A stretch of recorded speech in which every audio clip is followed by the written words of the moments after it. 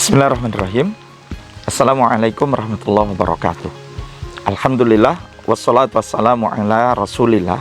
La haula wa la quwata illa billah.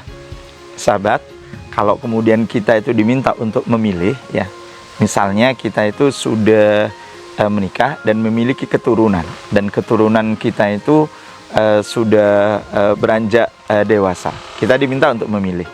Satu, ingin punya anak yang dia itu bisa memberikan harta yang banyak kepada kita, tapi di sisi yang lain dia itu tidak mengetahui tentang waktu sholat, dan bahkan dia itu tidak mengetahui tentang doa kebaikan untuk orang tua dan meninggalkan kebaikan-kebaikan, tapi uangnya banyak loh ya, gitu. Atau yang kedua, kita itu memilih dikaruniai anak, ya, tidak memberikan kekayaan secara materi, tetapi dia selalu menjaga ketaatannya, kepatuhannya kepada Allah Subhanahu wa Ta'ala, dan dia senantiasa mendoakan kita sebagai orang tua. Jujur, kita milih yang mana? Memberi materi yang banyak dan juga mendoakan, gitu ya mungkin ya. Sehingga dalam konteks ini adalah itu adalah sebenarnya pilihan yang manusiawi, ya, pilihan yang wajar, ya, ketika kemudian dalam konteks kekinian yang dijadikan sebagai acuan keberhasilan dan kesuksesan itu adalah C untuk cuan, F untuk fulus, gitu kan, R untuk rupiah, D untuk dolar, gitu. Maka wajar kalau kemudian kita itu berharap mendapatkan kenikmatan materi secara berlimpah. Meskipun kadang-kadang kita tidak lagi memperdulikan apakah materi itu kita dapetin dengan cara yang halal atau cara yang haram. Naudzubillah min dzalik. Kalau kemudian kita itu memilih, tidak apa-apa wes lah, wong kita itu sekarang hidup di dunia, yang kita butuhkan sekarang itu materi, gitu ya. Tidak perlu kita itu menjadi orang yang baik-baik aja, gitu, atau memiliki anak yang baik-baik saja, gitu. Yang penting dia itu menghasilkan banyak harta untuk kita.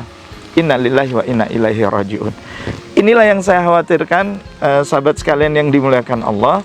Lama-lama ajaran Islam yang Allah berikan kepada kita itu semakin kita lupakan dan semakin kita jauhkan, gitu.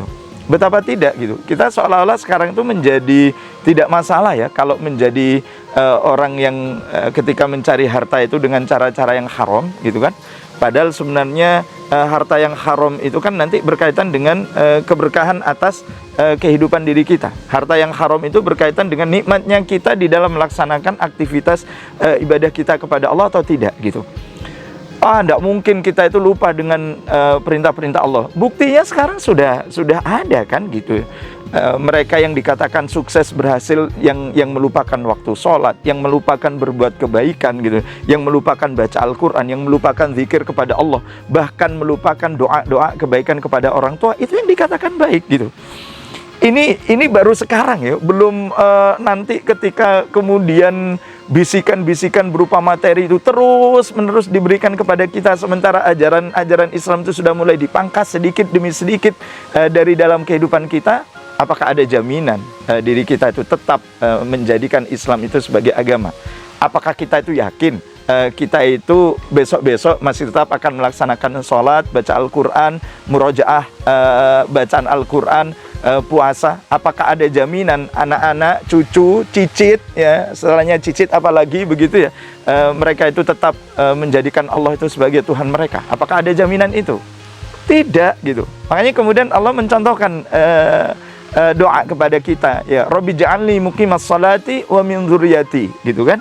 Ya Allah, jadikanlah hambamu ini hamba yang senantiasa menegakkan sholat, ya, tidak cukup diri kita dan bahkan anak-anak keturunan kita.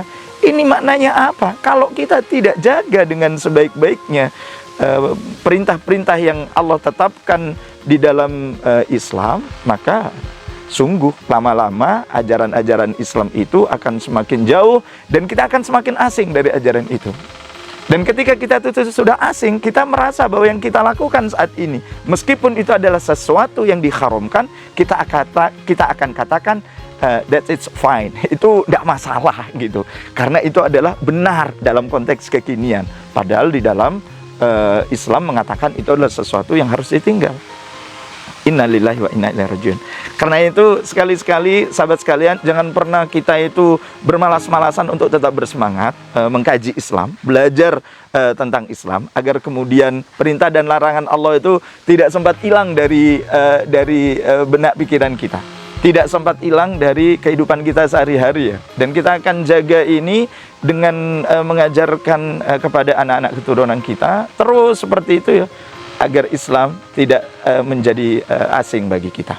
Semoga Allah memberikan kekuatan kepada kita untuk tetap bersemangat menjaga nilai-nilai Islam, menjaga syariat Islam itu tetap bagian dari aktivitas kehidupan kita sehari-hari, agar ketika kita itu meninggalkan dunia yang fana ini, kita tetap dalam keadaan iman, kita tetap dalam keadaan Islam, dan dipanggil dalam keadaan berbuat kebaikan menurut syariat Allah Subhanahu wa taala. Husnul khatimah. Insyaallah, amin ya rabbal alamin.